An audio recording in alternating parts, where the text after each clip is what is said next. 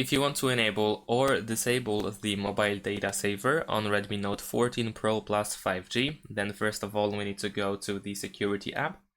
In the security app we need to find data usage. It can be found in common features. However, if you don't have it here, then you can scroll all the way down and then swipe up in order to open the toolbox.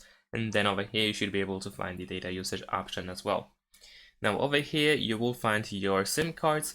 If you want to set the saver, then you can set the data usage limit over here.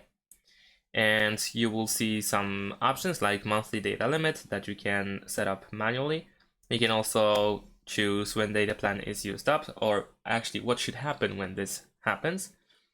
So you can either warn the user, so you will receive a notification and then the mobile data will be turned off, or you can just show the warning without turning off the mobile data.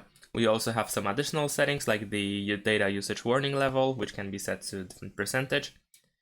And we also have the date when the usage should be reset. You can also tap on this setting icon in the top right corner, and here you can find the data usage for both SIM cards. You can go to the data plan in order to also find these options.